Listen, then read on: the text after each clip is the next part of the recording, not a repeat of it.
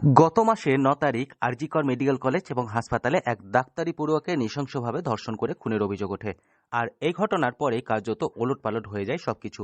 দফায় দফায় বিক্ষোভ মিছিল, কর্মবিরতি চলে সর্বোপরি সাধারণ মানুষের মধ্যে। সাধারণ মানুষের মুখে একটাই কণ্ঠস্বর, জাস্টিস ফর আরজিকর। সকলের একটাই দাবি, আসল যারা দোষী রয়েছেন তাদেরকে অবিলম্বে গ্রেপ্তার করে এমন সাজা দিতে হবে যাতে আর কেউ এরকম ভুল করার ক্ষমতা না পায়। তবে এর মাঝে আন্দোলনে জীবিত থাক অভয়া। এই বার্তা নিয়ে বিচারের জন্য পেনশনের অর্থ দান করলেন প্রাক্তন শিক্ষিকা। কি শুনে অবাক হচ্ছেন? তবে অবাক হওয়ার কিছুই নেই, এটাই আসল সত্যি।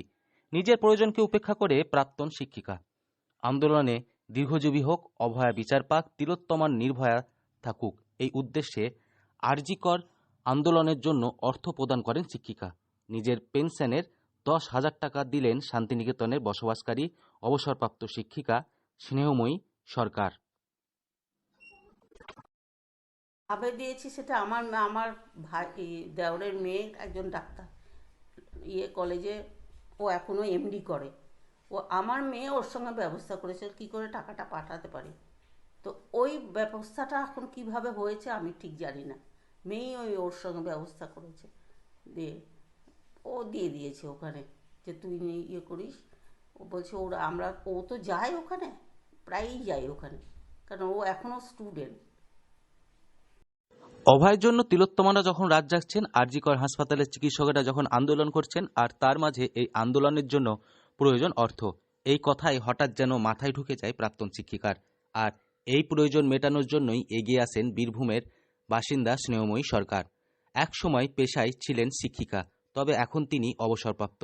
আমাদের তিনি জানান, ছেলেগুলোর কি করে চলবে, বা আন্দোলনের অনেক কাজ থাকে, একটা আন্দোলন চালাতে প্রচুর কাজ থাকে, সাথে প্রয়োজন হয় টাকার।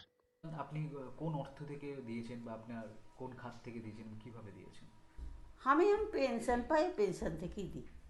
আমি যা কিছু করি, কারণ আমি মেয়ের কাছে, জামাইয়ের কাছে থাকি, তো ওরা এইসবের টাকা নেবে না, তো যা টাকাটা বাড়ছে, যা টাকাটা জমে যায়, প্রায়ই জমে যায়, ওইটা আমি ভালো কাজের সময় সদ্ব্যবহার করতে চাই।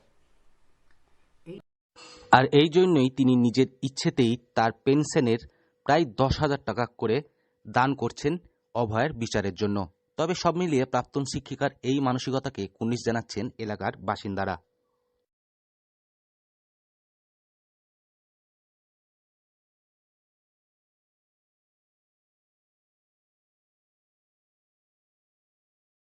কিছুই নাই, এতজনের চেষ্টা করে যদি না হয়, তাহলে হতাশ হওয়া ছাড়া আর কি উপায় আমাদের?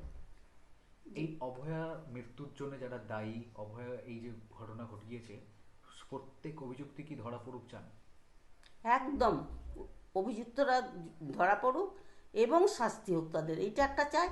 শাস্তিটা হোক কেন বলছি না, আরও সবাই যে আছে তারা অন্তত পক্ষে একটু সমঝে চলবে, যে এটারও এইরকম হলেও যে করে হোক এরা বার করবে, কারণটি দিয়ে শাস্তি দেবে। এইটা আমার ধারণা, জানি না কি হবে। বীরভূম থেকে সৌভিক ডায়েরি রিপোর্ট, লোকাল 18 বাংলা।